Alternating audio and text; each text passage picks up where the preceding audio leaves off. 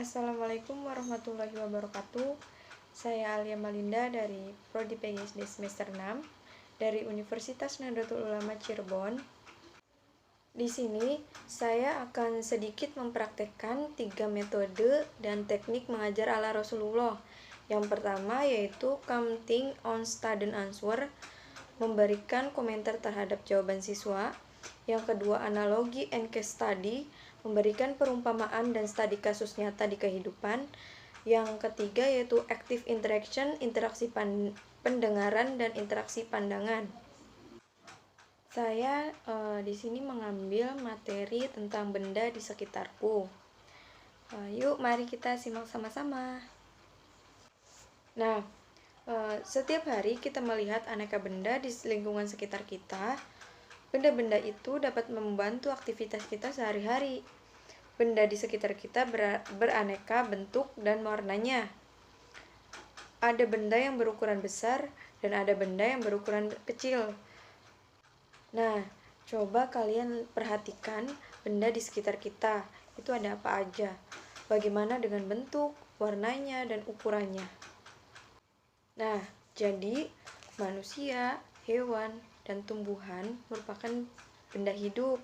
Nah, sementara batu, gelas, dan buku merupakan benda mati. Nah, benda yaitu segala sesuatu yang menempati ruang dan mempunyai massa. Massa benda diukur dengan cara ditimbang. Nah, ada yang tahu nggak sih macam-macam benda itu ada berapa? Sifat-sifat benda itu ada berapa? Coba siapa yang bisa? Ya, betul, Bara. Sifat benda itu ada 3. Yang pertama yaitu padat, yang kedua cair, dan yang ketiga yaitu gas. Ada yang tahu nggak benda padat itu apa sih? Benda padat adalah benda yang memiliki sifat dan volume yang tetap. Benda padat bersifat yaitu yang pertama ada kokoh, kuat, dan yang kedua mampu menyerap panas, yang ketiga mampu menghantarkan panas, yang keempat mudah ditempa, yang kelima yaitu lentur. Nah, coba benda padat apa yang ada di sekitar kita? Siapa yang bisa nyontoin? Sebutin 2 aja. Siapa coba? Ya, betul. Ada meja. Meja kan terbuat dari kayu. Ada pensil, ada kursi.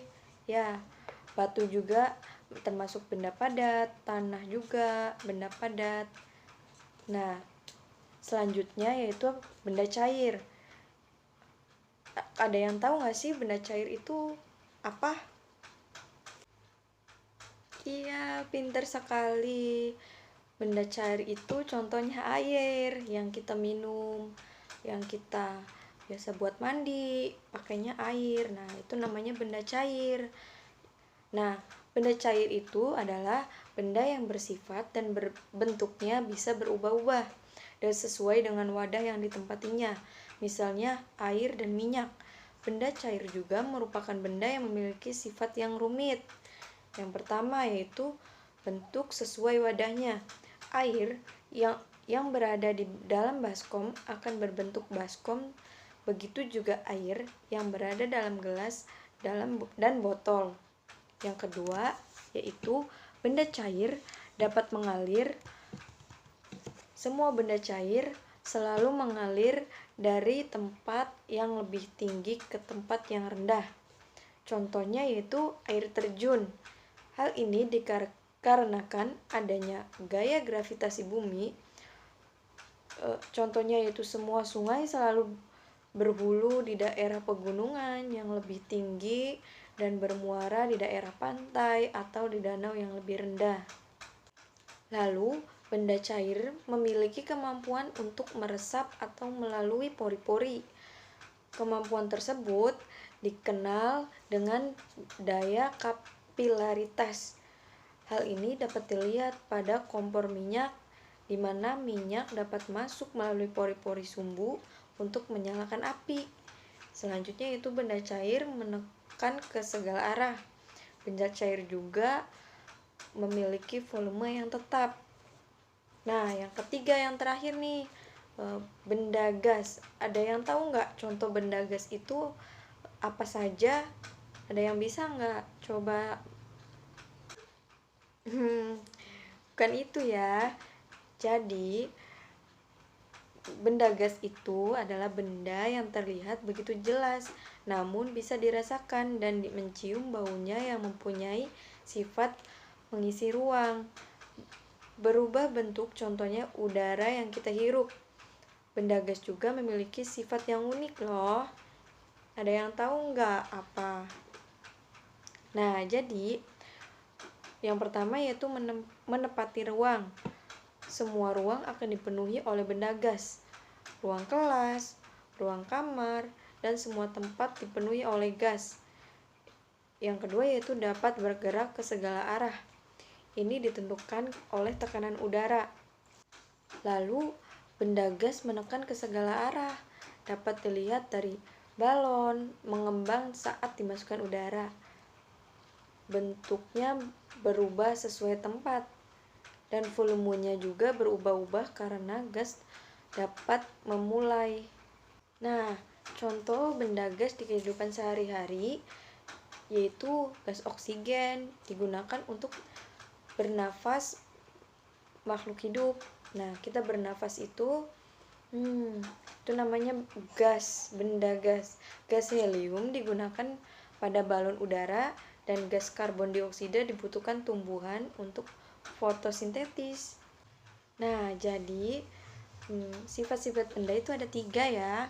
Yang pertama yaitu ada padat, yang kedua cair, dan yang ketiga gas. Nah, benda padat itu contohnya di sekitar kita yaitu ada kursi, ada meja yang terbuat dari kayu, dan di luar lingkungan sekolah kita juga banyak, yaitu ada batu, ada kayu juga. Nah, yang kedua yaitu cair. Contohnya benda cair yaitu air yang biasa kita minum, kita mandi menggunakan air. Dan yang terakhir yaitu benda gas. Benda gas yaitu berupa udara.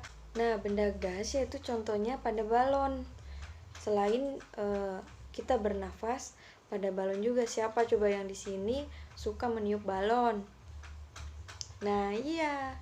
Saat kita meniup balon, nah, udara yang kita masukkan ke balon itu namanya benda gas. Nah, jadi contoh benda gas sudah paham ya. Ada benda cair, benda padat juga, sudah paham semua. Mungkin segitu saja yang bisa saya sampaikan dalam mempraktikkan 3 metode dan teknik mengajar ala Rasulullah.